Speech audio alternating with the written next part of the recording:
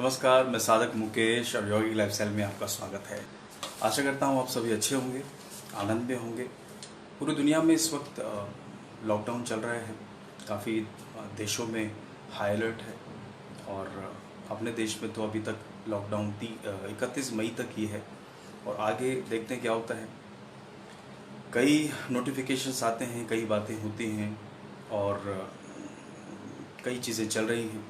असमंजस है, लोग परेशान हैं, हताश हैं। समाज के अलग अलग तबके अपने घरों में बंद हैं। मज़दूर अपने अपने घरों में जाने को विवश हैं, परेशान हैं, अपनों से मिलना चाहते हैं। देखिए, कोरोना वायरस की जहाँ तक बात है, मैं इस टॉपिक को ले रहा हूँ कि कोरोना वायरस एक बेसिकली फैमिली है, फैमिली ऑफ डिफरेंट वायरसेस। जैसे सार्स है, मर्स है, सीवियर एक्यूट रेस्पिरेटरी सिंड्रोम है, then MERS Middle East respiratory syndrome, then कोविड-19 बेसिकली वायरस का नाम है, जो इस वायरस की बात कही जा रही है। और बहुत सारे वायरस आए और रहे। देखिए, वायरस तो हैं, आज भी हैं, कल भी हैं और आगे भी रहेंगे। तो इसकी क्या क्या थ्योरी दुनिया में चल रही है, हम मोटा मोटी एक जानकारी डिस्कस कर लेते हैं।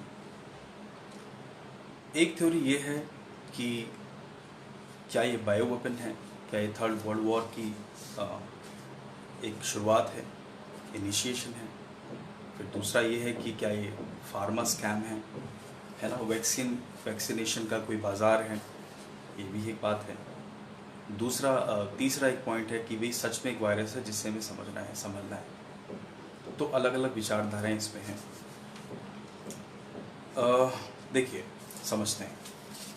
पूरी दुनिया क्या, आप अपनी ही ज़िंदगी में लीजिए या अपने भारत में लीजिए, जो विचारधाराएं चलती हैं, उन विचारधाराओं में जो पूरी दुनिया का संघर्ष है वो दो ही चीज़ों पर है।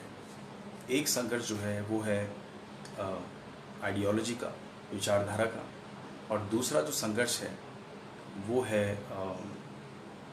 शक्ति का, वर्चस्व का। तो ये दोनों ही विचारधारा पर, दोनों जो आइडियोलॉजीज़ हैं, दोनों जो विचार हैं, एक तो शक्ति और एक विचारधारा, इन दोनों का जो संघर्ष है, यही संघर्ष पूरी दुनिया में चलता है। इसी पर सारी जो जितने भी आप दुनिया में पॉलिटिक्स देखते हैं या अपने भी आसपास देखते होंगे, इसी पर आधारित सारे संघर्ष होते हैं। तो अलग अलग अर्थव्यवस्थाएं हैं। अमेरिका की अपनी एक विचारधारा है, पूंजीवादी देश है। फिर इधर आप चले जाइए, चाइना है, फिर हमारे देश है। अलग अलग देशों की अलग अलग विचारधाराएं हैं और यहीं पर ये सारा संघर्ष शुरू होता है। विचारधारा मतलब आइडियोलॉजी। कोई पूंजीवादी अर्थव्यवस्था को मानता है, कोई साम्यवादी अर्थव्यवस्था को मानता है, कोई पॉलिटिकल आइडियोलॉजीज़ भी होती हैं, कोई डिक्टेटरशिप की बात करते हैं, जैसे नॉर्थ कोरिया में आप देखते होंगे। फिर कोई डेमोक्रेसी में हमारी आस्था है, जैसे इंडिया में है या अमेरिका में है। फिर चाइना में जैसे डेमोक्रेसी नहीं है तो वहाँ की अपनी एक विचारधारा है। चाइना अपनी विचारधारा को थोपने पर दुनिया में लगा है। जैसे एशिया में एक अनरेस्ट की, एक अशांति की, एक अघोषित युद्ध जैसी स्थिति रहती है, तो वो विचारधारा और विस्तारवादी नीतियों की वजह से है। फिर अमेरिका अपना वर्चस्व कायम करना चाहता है, दुनिया को बताता है कि मैं इतना पावरफुल हूँ, वो भी एक विचारधारा है।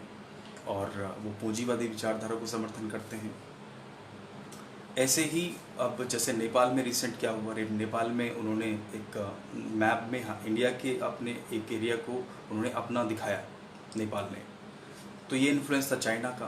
तो ये मोटा मोटी तौर पर एक विचारधारा का संघर्ष है। हम लोग थोड़ा मिश्रित अर्थव्यवस्था है, हम लोग मिक्सचर है, पूंजीवादी अर्थव्यवस्था और इस तरफ जो ईस्टर्न एरिया है, इसकी विचारधारा का जो मिश्रण हम लोग अपने भारत में बात करते हैं। तो बेसिकली एक तो विचारधारा के संघर्ष में हम कई बार एक अघोषित युद्ध देखते हैं। जैसे भारत में जो संघर्ष है वो इंटरनल सिक्योरिटी के लिए जो थ्रेट है, अगर हम भारत की बात करें तो किसी भी देश में दो तरह की सिक्योरिटीज़ पे काम होता है। एक तो एक्सटर्नल सिक्योरिटी और एक इंटरनल सिक्योरिटी। अगर हम देश की बात करें तो एक्सटर्नल सिक्योरिटी कौन देखता है भारत में, वो रॉ देखती है, मतलब रिसर्च एंड एनालिसिस विंग। और इंटरनल सिक्योरिटी को जो देखते हैं वो है इंटेलिजेंस ब्यूरो है, हमारी इंटरनल जो सिक्योरिटीज़ हैं। और हमारा जो भारत के अंदर का संघर्ष है वो संघर्ष भी आइडियोलॉजीज़ का है। आप जानते हैं एक जो लेफ्टिस्ट विचारधारा है, एक जो रेडिकल विचारधारा है और एक नेशनलिस्ट। तो ये तीनों विचारधाराओं का संघर्ष इस वक्त देश में है। तो अगर आप इसको बड़ा बारीकी से समझेंगे, देखेंगे, तो आपको पता लगेगा कि हाँ, कि कुछ बात सही है। ऐसा ही संघर्ष हमारे शरीर के अंदर भी चलता है, बाहर भी चलता है। तो हमारे शरीर का भी एक डिफेंस सिस्टम है। तो ये तो रही विचारधारा की बात। तो अगर आपने देखा हो कि पिछले दिनों जब चाइना में बराक ओबामा गए थे, उनका स्वागत कैसे हुआ था।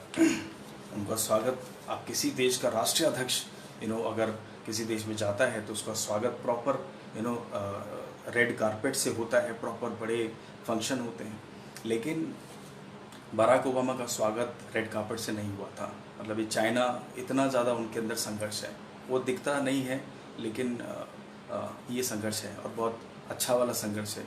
अभी कल की हाल ही की न्यूज़ है ये कि चाइना ने कभी टेस्ट किया है वेपन का, और अभी उसके बदले में लेज़र समथिंग कुछ अभी अपडेट नहीं है मेरे पास। तो अमेरिका ने भी टेस्ट किया है। तो ये अभी दोबारा से ये संघर्ष शुरू हो गया है। तो ये तो थी आइडियोलॉजीज़ की बात, विचारधारा की बात। वो विस्तारवादी विचारधारा का समर्थन करते हैं चाइनीज़ जो हैं, तभी बार बार हमारे साथ बॉर्डर के साथ संघर्ष रहते हैं। अब अगर हम बात करें दूसरा पॉइंट, वो है शक्ति का, वर्चस्व का। अभी शक्ति के कई सब पॉइंट्स हैं, जैसे वेपन है ना, फिर शक्ति का सिद्धांत भी, बहुत सारे सिद्धांत है, आपने पढ़ा भी होगा। तो इस शक्ति के चक्कर में हथियारों की होड़ भी होती है, वेपन्स डेवलप करते हैं। आपने नोट भी किया होगा, तो हमारा जो पड़ोसी परम मित्र पाकिस्तान भी हमें धमकियां देता है कि भाई हमारे पास तो परमाणु है। तो ये है क्या? ये बेसिकली शक्ति प्रदर्शन है, अपने आप को बड़ा दिखाने की कोशिश। और ये संघर्ष कल भी चल रहा था, आज भी चल रहा है और बाद में भी चलेगा। अब जैसे आज मैं योग फील्ड से इसको रिलेट करके आपको कोशिश करता हूँ समझाने की। तो डियर फ्रेंड्स, आज भी कई ऐसे महानुभाव हमारे हैं जो तथाकथित महागुरुजन हैं, वो भी शक्ति के सिद्धांत पर चलते हैं, वो भी शक्ति के सिद्धांत पर काम करते हैं। आपके पास शक्ति ज़्यादा है तो आपकी तरफ ज़्यादा झुकाव होगा, है ना। और कोई टैग्स हैं आपके पास, अगर आप सरकारी अधिकारी हैं तो उस तरह का व्यवहार होगा। तो कहने का मतलब ये हर तरफ समाज में भी है, आपके ऑफिसेज में भी होता होगा। तो एक जो ऊपरी का अधिकारी है, वो नीचे वाले अधिकारी को वो चाहेगा हमेशा वो उसके ऊपर बैठा रहे, और जो नीचे वाला अधिकारी वो संघर्ष करेगा कि कैसे मैं यहाँ पहुँच जाऊँ, ऊपर पहुँच जाऊँ। समझ रहे हैं? ये संघर्ष ज़िंदगी भर चलता है, परिवारों में, सोसाइटी में, समाज में। तो ये दो तरह के संघर्ष पूरी दुनिया में चल रहे हैं, चलते रहेंगे, मान के चलिए। खैर, दो चीज़ें मैंने बताई इंटरनेशनल रिलेशंस के हिसाब से, वर्ल्ड वाइड जो चल रहा है उसके हिसाब से। अब बायो वेपन की जो बात मैंने की थी उससे रिलेट करते हैं। डियर फ्रेंड्स, बहुत सारी चीज़ें, घटनाएं घटी हैं इतिहास में, राजनीति में, अंतर्राष्ट्रीय स्तर पर, और उन संघर्ष में, उन घटनाओं में हमेशा देखा गया है कि मैंने जैसे बताया कि शक्ति और वर्चस्व की लड़ाई होती है। तो अब यहाँ वायरस या बायो वेपन की जो थ्योरी थी मैंने आपको समझाई कि ये वेपन की अगर थ्योरी है कि बायो वेपन का इस्तेमाल है, ये क्यों लोग बोल रहे हैं? इसका कारण है कि भाई चाइना एक बहुत बड़ा देश है, वर्ल्ड लार्जेस्ट पॉपुलेशन वो रखता है, और किसी भी देश की पॉपुलेशन उसका एक एक बड़ा प्लस पॉइंट भी होता है। डेफिनेटली नेगेटिव पॉइंट तो है ही, लेकिन प्लस भी है। तो चाइना के ऊपर शक भी जा रहा है कि रीज़न इसका क्या है। अगर इसको हम बायो वेपन या थर्ड वर्ल्ड वॉर की उस पॉइंट ऑफ व्यू से देखें, तो जब चाइना वुहान से जब ये उपजा, कोविड-19 जिसको हम कह रहे हैं, तो वुहान से जब ये आया तो उसके आसपास के जो क्षेत्र हैं, जैसे बीजिंग है, शंघाई है, वो पास ही पड़ते हैं। वहाँ पर उठना उसने कोहराम नहीं मचाया, वुहान में ही हुआ। फिर वुहान से होकर के अब उस जो चाइना के पास का जो देश है वो है नॉर्थ कोरिया और आपका साउथ कोरिया। नॉर्थ कोरिया और जो चाइना है वो दोनों भाई भाई की तरह हैं, समझ रहे हैं। वहाँ भी डिक्टेटरशिप चलती है, यहाँ भी डेमोक्रेसी नहीं है, और साउथ कोरिया से इसकी नहीं बनती, और south Korea is supported by America. तो ये थोड़ा सा अंडरस्टैंडिंग है। लेकिन नॉर्थ कोरिया में उतना उसने कोहराम नहीं मचाया, किसने? कोविड-19 ने, या कोरोना वायरस जिसको आप कह रहे हैं। लेकिन साउथ कोरिया में बहुत बुरा हाल हो गया, समझ रहे हैं। सिर्फ एक लेडी ने, मैं आपको घटना बताता हूँ। साउथ कोरिया में एकदम से क्या हुआ कि वो 5,000 केस सिर्फ एक लेडी की वजह से फैले। एक क्रिश्चियन मिशनरी वहाँ पर गई थी चाइना से साउथ कोरिया में, और वहाँ पर जाकर के चर्चेस में गई या जो भी उसने किया वो आप न्यूज़ में देख सकते हैं सब कुछ डिटेल में। मैं मोटा मोटी तौर पर यहाँ डिस्कशन कर रहा हूँ, जस्ट अ सिंपल डिस्कशन। वहाँ गई और वहाँ जाकर के उसका प्रचार प्रसार उसने किया और कई लोगों से मिली, और साउथ कोरिया में एकदम से 5,000 से 5,500 के आसपास के आंकड़े एक लेडी ने फैला दिए। ये न्यूज़ भी थी। तो ये एक सवाल है। फिर दूसरा, अमेरिका में ही क्यों, इटली में ही क्यों, स्पेन में ही क्यों। अब हमारे भारत में तो खैर काफ़ी कंट्रोल कर लिया यहाँ की पॉलिटिक, जो सेंट्रल गवर्नमेंट है या जो भी इनकी रणनीतियाँ थी वो अच्छी थी, तो हम बच गए, काफ़ी हद तक बच गए। फिर ईरान में भी ये हालात ऐसे हुए।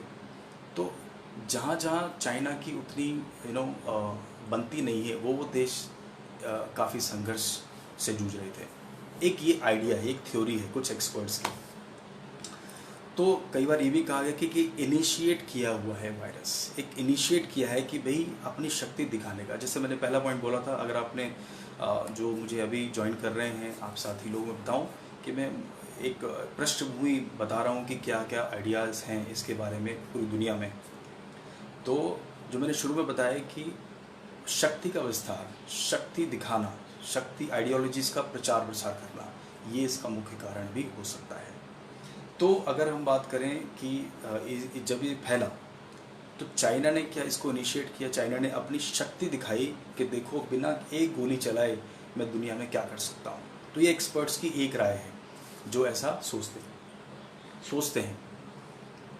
तो कुछ एक्सपर्ट्स ये कह रहे हैं कि भी ये चाइना ने अपना एक ट्रेलर दिखाया कि देखो बिना एक गोली चलाए मैं दुनिया में क्या कर सकता हूँ। चाइना पर शक क्यों है, सुनिए आप। चाइना पर शक क्यों है, वो यूँ है कि भाई आपने इनिशिएट कर दिया वायरस और लोगों की पूरी अर्थव्यवस्थाओं को आपने हिला कर रख दिया, तो हो क्या रहा है। अमेरिका में, यूरोप में, इवन भारत में भी चाइना ने ऐसे, अगर इसको पेंडेमिक घोषित करना था तो चाइना की सपोर्ट से ही, आपको पता है WHO के जो अधिकारी थे, मैं उसका नाम स्किप कर रहा है दिमाग से, उनके अपॉइंटमेंट में उनका बहुत बड़ा रोल था। किसका? चाइना का। तो उस अधिकारी ने इस प्रॉब्लम को, अगर ये महामारी थी तो उसको महामारी घोषित, ये जो कोरोना वायरस कोविड-19, इसको महामारी घोषित करने में इतना टाइम क्यों लगाया, ये एक सवाल है बहुत बड़ा। उसकी वजह से उसके ऊपर इंक्वायरी बैठने की बात हो रही है और बहुत सारी चीज़ें चल भी रही हैं, चल भी चुकी होंगी अब तक, ये सवाल था। फिर दूसरा, अगर ये महामारी है, पेंडेमिक घोषित कर दी गई है, WHO ने बता दिया, ठीक है, तो फिर चाइना को सपोर्ट करना चाहिए था। चाइना अपने आप में एक महाशक्ति अपने आप को दिखाता है ना, तो चाइना को ये बोलना चाहिए था कि भाई ठीक है, हम साथ मिलकर लड़ेंगे, एक पेंडेमिक है। लेकिन चाइना ने ऐसा नहीं करके, चाइना ने जो अर्थव्यवस्थाएं थी, अर्थव्यवस्थाओं को, उनकी कंपनीज को खरीदना शुरू कर दिया, उनके शेयर खरीदना शुरू कर दिए। और तो और पाकिस्तान को मास्क बेचा, वो भी अंडरगारमेंट का बना हुआ मास्क बेच दिया, नकली इक्विपमेंट बेच दिए। स्पेन है या बड़ी जो भी यूरोप की देश हैं, उन सभी को ये सब बेचना शुरू कर दिया। तो एक क्वेश्चन मार्क था, क्या एक साजिश थी चाइना की, ये भी एक सवाल है, एक बड़ा सवाल है। तो जब अगर हम इसको वेपन की तरह माने तो एक सवाल और है कि जो वायरस है वो बताते हैं कि, एक्सपर्ट्स बताते हैं कि वो हीट में सर्वाइव नहीं कर पाता, इसलिए जो हमारे आयुष मंत्रालय के लोग गर्म पानी की बात कर रहे हैं, ये भी कारण एक भी लॉजिक हो सकता है। तो अगर ऐसा है तो हमारे यहाँ तो बहुत हीट हो रही है, तब तो वायरस ख़त्म हो जाना चाहिए था, लेकिन यहाँ पर हो रहा है। UAE में या फिर यहाँ पर या कई ऐसे देश हैं, है ना, वहाँ पर ये एग्रीवेट होना चाहिए था। गर्मियों के मौसम में क्यों बढ़ रहा है, ये भी एक सवाल है।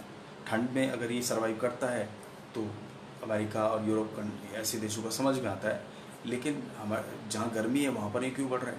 तो कई ऐसे सवाल हैं जो आज भी बने हुए हैं। ये था बायो वेपन का पॉइंट ऑफ व्यू। अब दूसरा पॉइंट ऑफ व्यू है फार्मा स्कैम का। My dear friends, pharma scam ये बहुत बार हुआ है। आप थोड़ा सा अगर हिस्ट्री को समझेंगे, पहचानेंगे, जानेंगे तो आपको पता लगेगा कि पहले भी ऐसी घटनाएं हो चुकी हैं।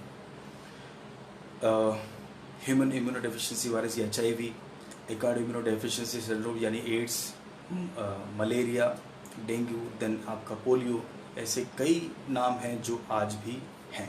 हमारे देश ने भी इससे संघर्ष किया है और कई की तो वैक्सीन बनी नहीं है। हम लोग आज जो कोरोना वैक्सीन का वेट कर रहे हैं ना, आप वेट करिए बस, क्योंकि इसको सर्वाइव, इसके लिए आपको तैयार रहना ही होगा। फार्मा स्कैम, देखिए फार्मा इंडस्ट्री बहुत बड़ी है दुनिया में, इतनी बड़ी इंडस्ट्री कि कई देशों की जीडीपी भी इतनी नहीं होती। तो इसीलिए कई जब इसके बजट डिसाइड होते हैं तो बहुत कुछ होता है, बड़ी घटनाएं होती है। तो इसलिए इंडस्ट्री इतनी बड़ी है तो कई बार डॉक्टर्स भी सच बोलने से घबराते हैं, डरते हैं।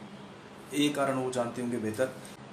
तो डिफेंस फार्मा स्कैम भी एक थ्योरी एक्सपर्ट्स की ये बात कह रही है और ऐसे कई बार WHO भी, यस मैं सही बोल रहा हूँ, WHO वर्ल्ड हेल्थ ऑर्गेनाइजेशन भी एक्सपोज हुई है और ये बहुत बड़ी बात है।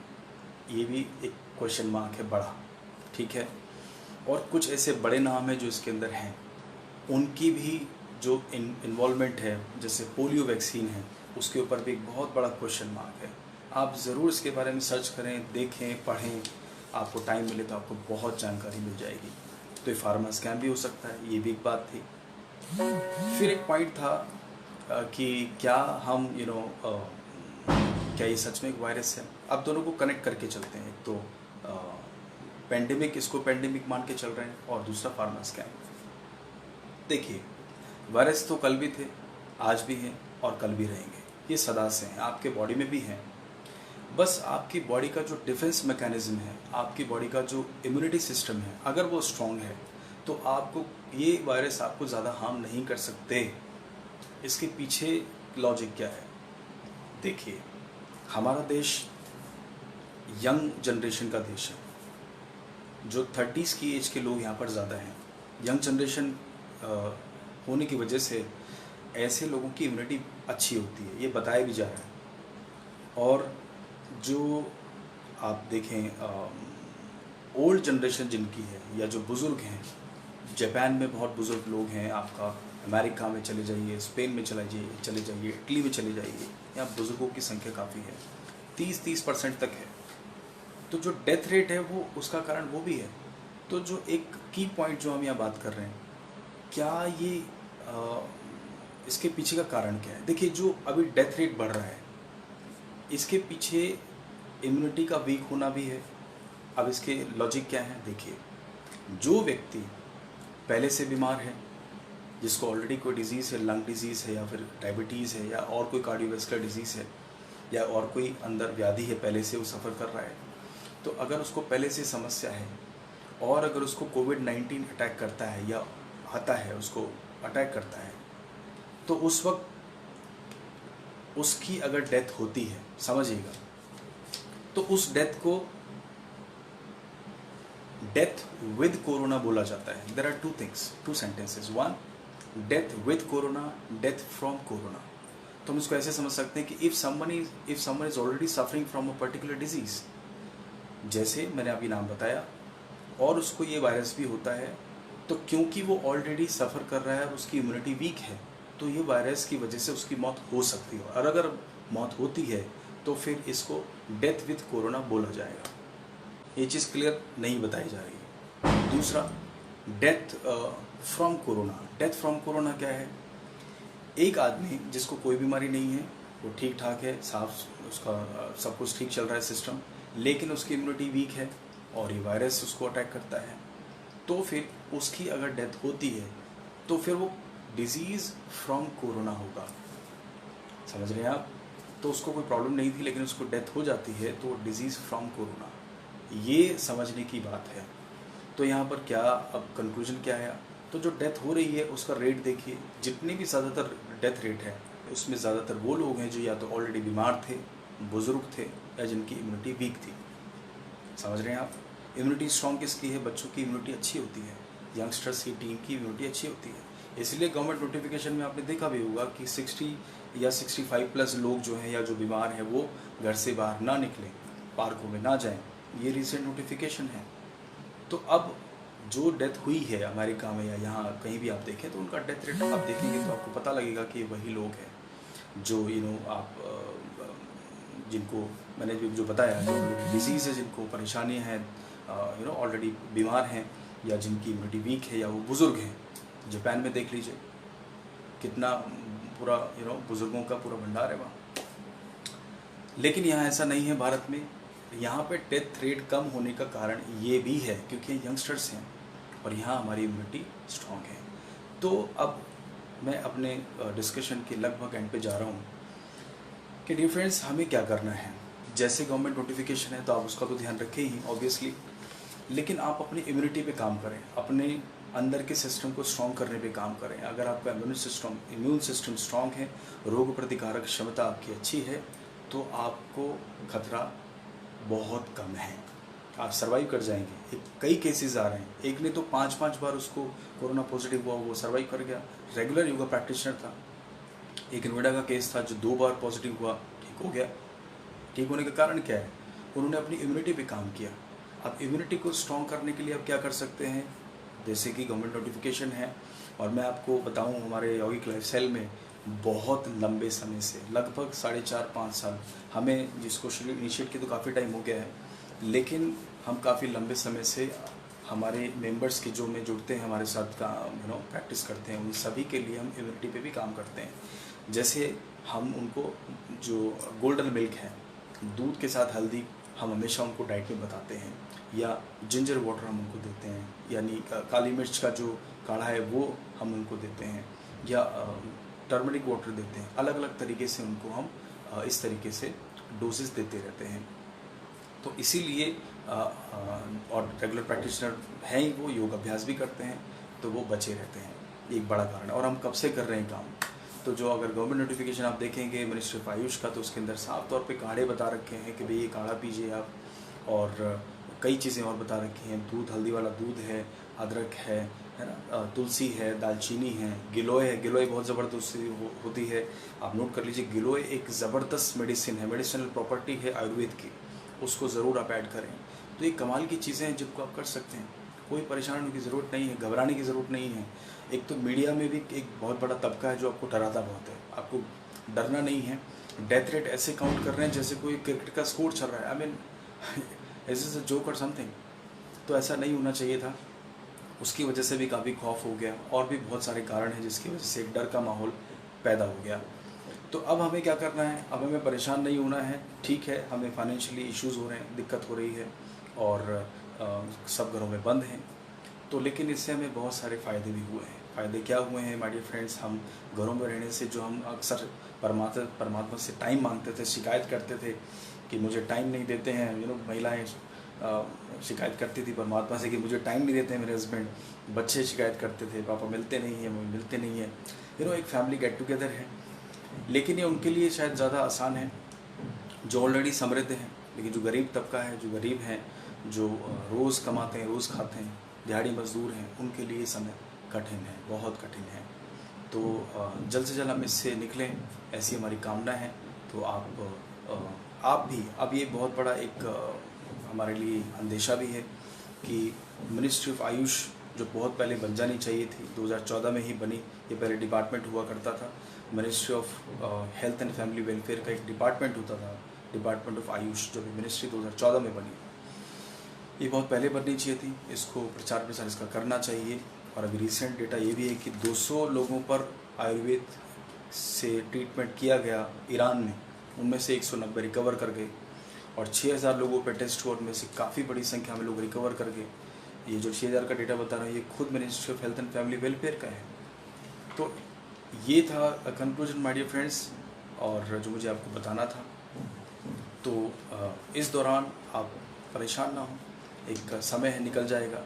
सबसे पहले आप डर दिमाग से निकाल दीजिए अपना। जब दिमागी रूप से आप मजबूत होंगे तो आपका शरीर उसी हिसाब से काम करेगा।